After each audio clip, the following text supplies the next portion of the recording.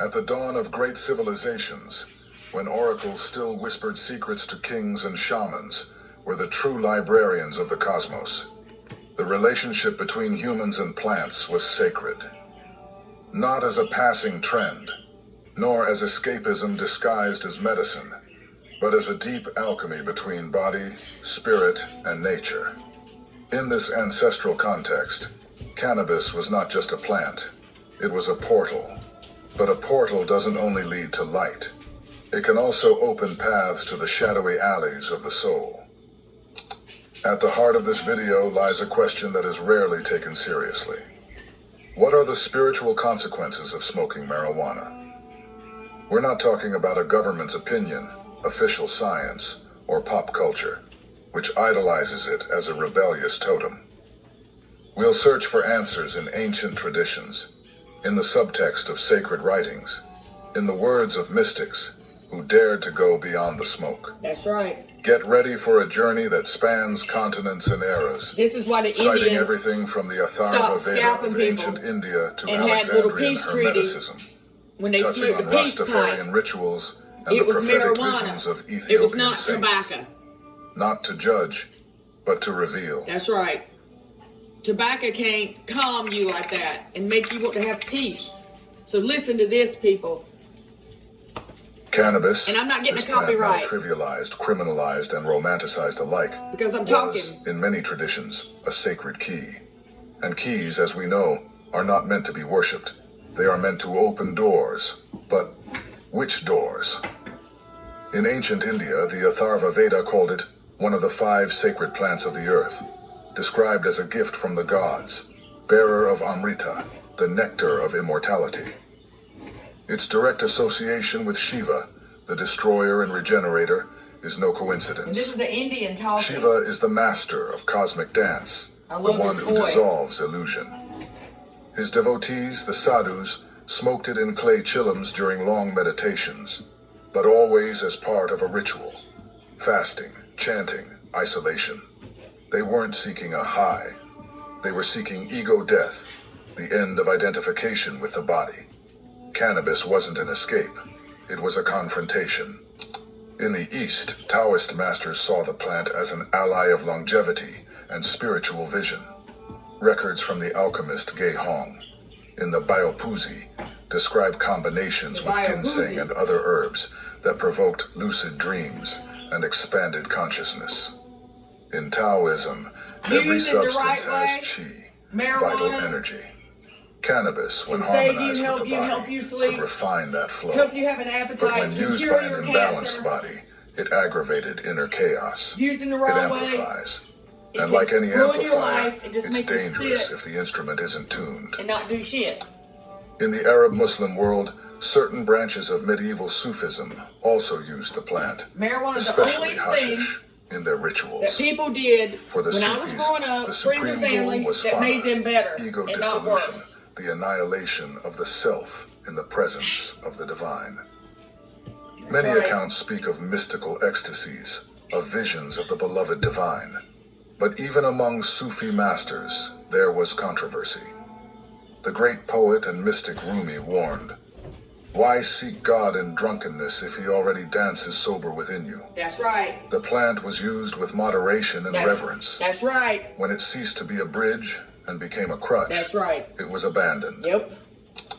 Too Among much the of anything mystical is Jews bad. of Kabbalah, there is no direct mention of cannabis, Used in the right way, perhaps due to cultural can save your context, life. perhaps out of caution. But a recurring wisdom echoes.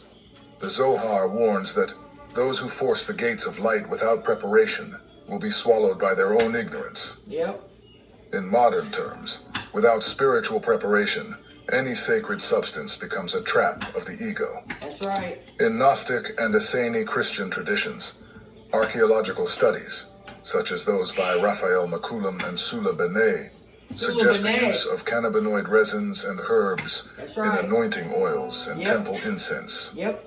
Some scholars claim that Kane Basum mentioned in the Old Testament Kane Basum. was, in fact, cannabis. Yep. But again, it wasn't recreational. It was ritual. It was Municipal. liturgy. It was a gateway to prophetic states. Not just to get Used high. without sacredness, the plant was considered profane.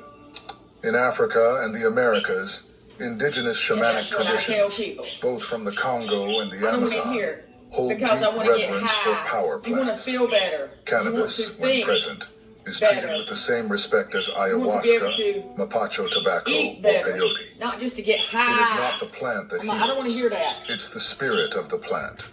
And that spirit does not manifest without respect. That's right. In Candomblé, Umbanda, and Afro-American syncretic religions, even though cannabis is not a central element, the concept of accès, vital, impersonal, spiritual energy, also applies. Every plant has an accès, a vibration, a purpose. That's right. Using a plant without knowing its accès is like playing a sacred drum without knowing the orixa it invokes. Yep. Even among the Rastafari, where cannabis is called ganja and considered the herb of wisdom, Yep. its use is surrounded by liturgy. It is smoked during reasoning sessions, That's right. spiritual reflection gatherings, Not just to singing, get high all praying, day meditating. and not do nothing. The herb is a sacrament, not a pastime. In all these traditions, the common thread is the same.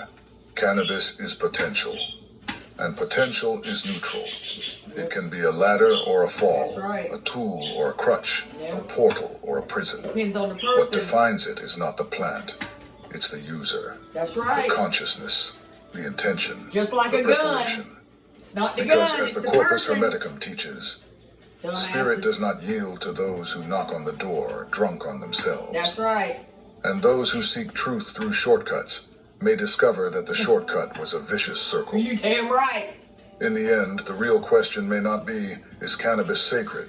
But, Yep. are you sacred enough to use it? There you go. There you go. There you go, buddy. There you go. This is some smart talking, buddy. Every plant This is that what I opens tell people portals too. also opens mirrors. And mirrors, contrary to what we God, like it's to giving me believe, some good common do not sense, always buddy. show beauty. Sometimes they reveal what we've avoided seeing for lifetimes. Yeah. Cannabis, like many entheogenic substances, has the strange gift of dissolving masks. Yep. But not every soul is ready to see its own face stripped of illusion. Mm-hmm. And this is where the plant's true spiritual effect begins. There you go. Not in the immediate elevation, but in the inevitable confrontation. Carl Jung, the father of analytical psychology, coined the term shadow to describe the sum of the repressed aspects of our being. Yep. Shadow. Not evil itself, but everything the ego refuses to acknowledge. Yeah. Fears, traumas, forbidden desires, Yep. ancestral pain. In his writings, Jung stated that to confront the shadow is the first step toward wholeness. That's right. And is it not curious that many people, upon smoking marijuana, experience anxiety, paranoia, or a sense of internal exposure? The plant doesn't generate that. It simply peels back the varnish Yep. of the persona. It's the person. And what emerges is what has always been there. Some people can't. For occult traditions, this is no surprise. In Psychic Self-Defense, Dion Fortune describes how altered states of consciousness, triggered by rituals, drugs, or trauma, weaken the etheric field, making the individual vulnerable to external forces. She warns, when consciousness falters, entities from lower regions may draw near, feeding off the emotional breaches exposed. Yep. This is not superstition. It's subtle psychodynamics. When the conscious mind recedes, whether through sleep, meditation, or cannabis, the unconscious takes over. And if that unconscious is filled with unhealed wounds, they will speak. Yep. What we call a bad trip is, more often than not, the spirit trying to clean house. Yeah. The Raja Yoga tradition, especially in Patanjali's Yoga Sutras, recognizes this clearly. He mentions that paranormal powers, siddhis, may arise spontaneously through the use of herbs, but he warns, these powers are illusory if not accompanied by discernment and ethics. That's right. More than that, he says siddhis can become obstacles to samadhi, true enlightenment, because they feed the spiritual ego, a trap even harder to detect than the ordinary ego. Osho, in his talks on drugs and spirituality, said, Substances open doors that only silence should open. They are shortcuts, yes, but unstable shortcuts. Yeah. And often those who walk through these doors without a map or guide come back through the same door, only now unsure of where they are. Yep. On an energetic level, cannabis acts directly on the subtle body. Many practitioners of Reiki, Kundalini Yoga, and ceremonial magic report a heightened sensitivity of the auric field after its use. This can be positive if the person is grounded. But when they are not, they become a lighthouse without a captain, emitting light that attracts not only moths, but also energetic predators. Evil spirits. Some Amazonian shamans say, every plant that opens is a plant that tests. And the test is not mystical. It is moral. What will you do with what you see? Will you run? Analyze it? Act. Many chronic users report a constant feeling of stagnation. The body relaxes, but the soul stalls. Creativity seems to flow, but rarely materializes. Spirituality feels deep, but produces no real transformation. That's when it's bad. This is what Kabbalists call klipot, shells of energy, layers formed by unintegrated perceptions, I grew up with a lot of people poorly like digested mystical More so men than experiences women. that accumulate like dust in the Sit around spiritual and smoke field. pot all day and not do nothing. They create the illusion of Play growth games. without actual growth. And the greatest danger lies here, mistaking feeling a lot for evolving. There you go. Because not all expansion is elevation. Expansion without direction is swelling. And swelling, sooner or later, bursts. At this point, cannabis, when used unconsciously or abusively, transforms from sacred plant into the plant of stagnation. There you go. Not He by its almost sounds nature, like but by the disconnected use. Spock from Star Trek. It doesn't generate spiritual passivity, but it can be the perfect frame for those who already carry it within. Some try to argue, if I feel peace, it's working. No. But peace generated by an external agent is like calm in a locked room. Beautiful, but artificial. It won't last True long. peace is born even in the midst of chaos. That's right. Because it is rooted in the core of being. That's right. If cannabis gives you peace, ask yourself, is it teaching you to generate that peace yourself? Or is it renting you a temporary illusion? That's right. The true encounter with the divine almost always begins with the encounter with the shadow. And that meeting is not pretty. No rainbows, no sepia filters. There are tears, shame, anger, confusion. But if you stay there, breathing, attentive, something happens. Not a hallucinogenic revelation, but a quiet integration. Acceptance of what is. And from there, the birth of what may come to be. Cannabis, in this context, is like a mirror of water. It can show you the sky. But if you dive in hastily, you'll see only mud. This guy's good. The human spirit does not walk alone. The inner journey, as solitary as it may seem, is always an echo of the collective web to which we belong. No spiritual practice, no power plant, no enlightenment is purely individual. Everything that touches us reverberates through culture. And everything culture accepts or rejects shapes how we touch ourselves. Cannabis is a perfect example of this. A plant with mystical roots, now transformed into a global commodity, a pop icon, a topic of political debate, and a symbolic currency of youthful rebellion. But long before legalization or repression, it was already part of the sacred. And in certain places, it still is. In the Rastafarian tradition, for example, ganja is not an addiction. It is a vow, a pact with the divine. Born in the 1930s Jamaica, the Rastafari movement emerged as resistance against colonialism and oppression, but also as a spiritual renaissance rooted in African traditions, the Bible, and a distinct worldview. There you go. For the Rastas, the herb is the healing of the nations, as said in the book of Revelation. Smoking it is a sacrament. a way to draw closer to Yah, the name they give to the living and present God. Yep. There is no banality in the act. There is reverence. The reasoning sessions, where the herb is smoked collectively while engaging in philosophical reflection, are liturgical practices. Silence, listening, words, and smoke walk together. Yep. There the collective is the cathedral, and the plant, the incense of the spirit. Yep. But it's not just the Rastas. On the African continent, especially within Bantu traditions, there are records of ritual cannabis use in celebrations, funerals, and rites of passage.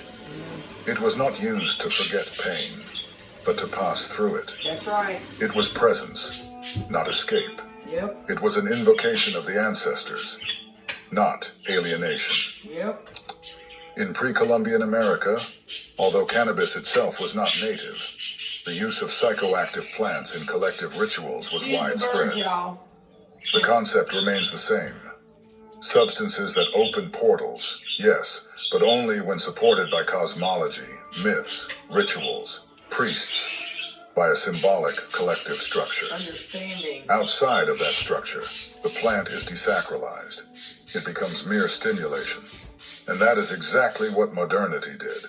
It yanked the plant out of the temple and threw it onto the shelf of cultural supermarkets. Yep. It turned it into a meme, a product, an aesthetic. Yep. What was once a sacrament became marketing. What was once a vehicle became a brand. It can help you with a lot of different things. The psychedelic culture of the 1960s tried to reclaim that ritual value. But it did so without roots, without lineage, without initiation. People listened to Alan Watts and Timothy Leary while mixing cannabis with acid and politics. It was a real search for transcendence, yes, but a fragmented one. Huxley had already warned in The Doors of Perception. The visionary experience may reveal, but it does not teach. It shows, but it does not structure. And the danger lies in mistaking the glimpse for permanence. Western culture, in discrediting tradition, created a dangerous void, that of spirituality without ritual, of experience without ethics, of ecstasy without integration, of insight without action. Cannabis, in this context, became a symbol of counterculture, of rebellion, of freedom, but almost never of spiritual responsibility. Yeah. This is why, in traditions where it is sacred, its use is collective. That's right. The group functions as container, as compass, as witness. In many Afro-Amerindian rituals, for example, no one uses the plant alone. There are chants, instruments, cycles, cleansing. There is a limit. The collective sustains the sacred. The individual dissolves to be reborn. And here we return to the core of the matter. Cannabis has a cultural soul. It carries all the narratives in which it has been wrapped. When used in the temple, it acts as sacrament. When smoked alone in the dark room of anxious solitude, it tends to amplify disconnection. It is as malleable as water, but it takes the shape of the vessel it's placed in. Yeah. And the vessel of modern culture is shallow, rushed, cynical. The herb that once invoked gods is now the theme of Netflix series. Yeah. The hemp of knowledge has become a marketing pamphlet, a stand-up joke, a designer rebellion. But there is resistance in indigenous communities that refuse the spiritual extractivism of white culture, in young seekers who are reclaiming ritual, fasting, and song, in silent masters who, even amidst urban noise, teach how to smoke in prayer. The plant remains the same. What changes is the context. Yep. What changes is the intention. Yep. What changes is the symbolic field that sustains the experience. Yep.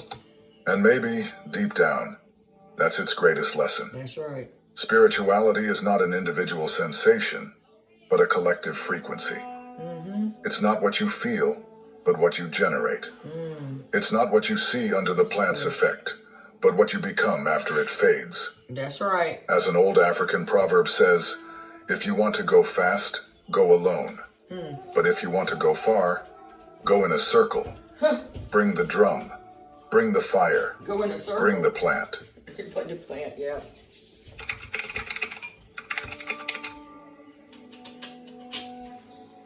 True spirituality is not measured by the altered states you experience, but by the elevated states you sustain. The path is not revealed by the lights you see, but by what you do with the shadow those lights cast. Between the light and the fog, there's a thin line, and its name is discernment. Cannabis, like all power plants, carries no promises. It carries possibilities. There you go. Possibilities that can illuminate or confuse, inspire or numb. Yep. And it is here that the spiritual seeker reaches a crossroads. Do they seek to expand consciousness or escape it? Osho, so often misunderstood as a hedonist, said something profoundly subtle. Anything can become a meditation if you are present. And anything can become a drug if you are absent. The issue is not the plant. It is the awareness that accompanies it. Yep. And when presence is absent, the path turns into a carousel. Yeah. This is why the ancients always accompanied sacred plants with rituals. Fasting, chanting, silence, preparation, guidance. Not out of superstition, but out of energetic hygiene. They knew what we have forgotten. Yep. A portal is not a place for sightseeing. It is a place of passage. And not every soul is ready for what lies on the other side. That's right. Discernment, called krino in Greek philosophy, viveka in Vedanta, is the invisible blade that separates what is real from what is merely sensation. It is the eye of the middle, the third eye not as a power, but as a compass. Yeah. And in the spiritual use of cannabis, without that compass, what feels like enlightenment might just be hypersensitivity. What feels like vision might be a mental echo. What feels like intuition might be disguised desire. There is a kind of intoxication that feels like clarity. I get It that. comes with brilliant insights, synesthesia, synchronicities. But if these insights do not change your relationship with others, with the world, with your own shadow, then they're just spiritual fireworks. Beautiful, but aimless. The true path is more arid. It demands consistency. It demands presence without spectacle. It demands silence without inner noise. And that is why cannabis used outside of a structured path can create an addiction far subtler than the chemical one. That's right. The addiction to the feeling of I've spirituality seen it. without the practice of I've spirituality. witnessed it. It's easy to Been in appear my deep family under and the plant's friends. effect. Harder is being deep in traffic, in the bank That's why line, some people don't in a understand conflict it. with someone who hurts you. And that's exactly right. Enlightenment is not measured by what you see with your eyes closed. That's right. It's measured by what you do with your eyes open, You gotta be feet good. dirty from the ground. And when there is no People not high all the discernment, time. You what can't be high cannabis all the does time. is You create a smoke it. fogged Try mirror, to deal with people where with the it. ego sees itself as awakened, when in fact it merely took a nap in the lap of sensations. Oh, there you go. A kind of vegetative peace that paralyzes more than it pacifies. Yep. In traditional occultism, there is a principle known as the false light of Hod, a sensation of mental clarity that is actually just the mind intoxicated with unintegrated images.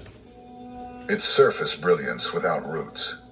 Cannabis, when used without wisdom, can feed precisely that illusion. The illusion of progress, while actually going in increasingly colorful circles. Yep. That's why the plant should only be used, spiritually speaking, That's what I tell my when the husband. inner soil is clean. When there is a clear intention. When there is real silence before the puff. There you go. And even deeper silence afterward. When there is guidance, tradition, method, humility. And above all, when one is ready for the answer it will give. Because as the Sufi master Hafiz once said, God is like a mirror that does not laugh at your grimaces. It simply shows them clearly. Is cannabis a plant with spiritual potential? Yes. But all potential demands context, That's right. discipline, intention, and understanding. When stripped of its ritual function and turned into a cultural product, it runs the risk of becoming just another form of distraction. That's right. True spiritual seeking is a subtle art. It is not about escape, That's right. but about staying. Yep. It is not about seeing lights, But becoming light. but becoming light. Yep. What are you seeking when you light that joint? Is it peace, Yep. space, silence? Yeah. If you cannot find those things within yourself, perhaps the plant is merely lending you a mirror, Yeah. and mirrors only show the reflection. If this video stirred something in you, share it with someone who is also seeking more than just smoke. Someone seeking clarity, truth, and depth. And to help people understand it. Thank you for watching.